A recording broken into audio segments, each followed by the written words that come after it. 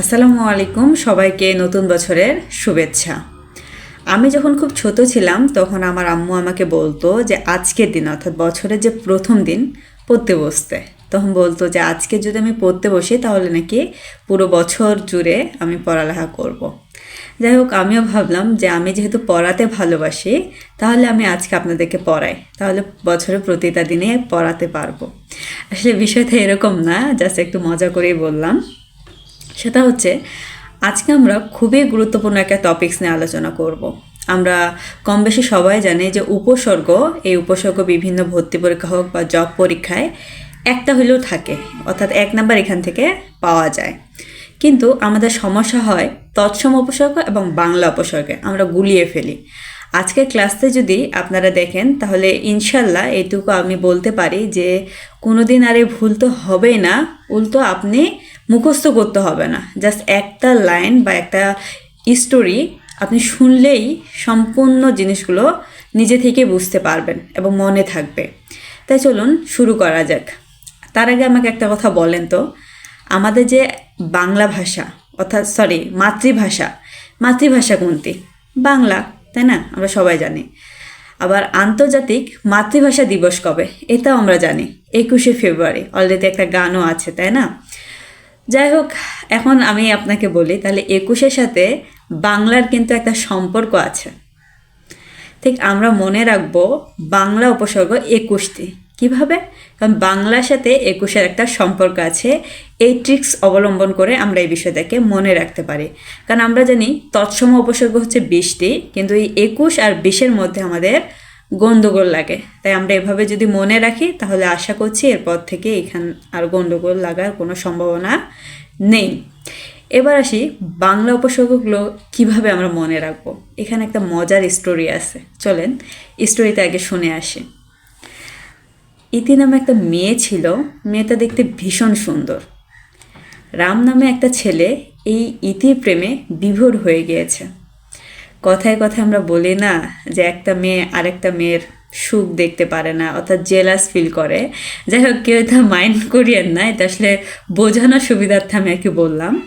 তো সোহা নামে একটা মেয়ে, সে হিংসায় শেষ হয়ে গিয়েছে। কেন? কারণ সে ভাবতেছে যে রাম তো আমার প্রেমে পড়তে পারতো, আমার প্রেমে বিভোর হতে পারতো, ইতির প্রেমে কেন পড়লো? এই জন্য সে জেলাসি থেকে এলাকার একটা পাতি মাস্তানকে ভাড়া করলো। এই পাতি মাস্তানের নাম হচ্ছে সনি। সনিকে যখন ভাড়া করলো, এই সনিকে আবার সে বলছে যে তুমি তাদেরকে কোদাল দিয়ে কুপাইয়া মারবা। এতটাই সে রেগে গিয়েছে এবং জেলাস ফিল থেকে। যাই হোক, এই গল্পটা থেকেই আমরা অনেকগুলো বাংলা উপসর্গ জানতে পারবো। কিভাবে? চলুন। এখানে 2টা ছেলে ছিল, 2টা মেয়ে ছিল। এদেরকে আমরা ভাঙালে আমরা অনেকগুলো উপসর্গ পাবো। রাম ইতির প্রেমে, তাহলে রাম এবং ইতি এই 2টাই হচ্ছে 2টা বাংলা উপসর্গ। এরপরে ছিল সুহা এবং সনি। সনিকে ছিল পাতি মাস্তান, এখানে পাতি একটা বাংলা উপসর্গ, তাহলে আমরা 3টা বাংলা উপসর্গ পেলাম। এবার সনিকে আমরা ভাঙবো। সনিকে ভাঙলে স পাবো এবং নি পাবো। তাহলে কি? স একটা বাংলা উপসর্গ, নি একটা বাংলা উপসর্গ। এবার সুহাকে ভাঙবো। সুহাকে ভাঙলে সু পাবো এবং হা পাবো। সু একটা বাংলা উপসর্গ, হা একটা বাংলা উপসর্গ। আমরা অনেকগুলো উপসর্গ পেলাম, তাই না? এবার আসি বিভোর। এই বিভোরকে আমরা ভাঙবো। বিভোরের বি একটা বাংলা উপসর্গ, ভর একটা বাংলা উপসর্গ। সোহা কি করেছিল? হিংসা সা, শেষে যে সা থাকে, এই সা একটা বাংলা উপসর্গ। এবার আসি কি বলেছিল? কুপাতে, তাই না? তাহলে যে এই একটা বাংলা উপসর্গ। কাদের কুপাতে বলেছিল? উনাদের, অর্থাৎ রাম এবং ইতিকে। যে উনা থেকে উনা বা এটা হচ্ছে বাংলা উপসর্গ। তাহলে আমরা অনেকগুলো কিন্তু বাংলা উপসর্গ পেয়ে গেলাম। এবার আসি ছোট্টবেলায় আমরা কি পড়তাম? সরিয়া, তাই না? এই সরিয় এবং সরিয়া এই 2টাই আবার বাংলা উপসর্গ। তারপর আমরা কি পড়তাম? সরিয়তে কি হয়, সরিয়াতে কি হয়, এভাবে। তো সেদিক থেকে আমরা মনে রাখবো সরিয়তে অঘা, অজ, অনা, আর সরিয়াতে আর, আন, আব। আমার সাথে পড়েন। সরিয়তে অঘা অজ অনা শরিয়াতে আর আন আব। আশা করছি খুব সহজে বাংলা উপসর্গ যে 21টি ছিল আজকের পর থেকে আমাদের আর মুখস্থ করতেও হবে না এবং আমরা ভুলবও না।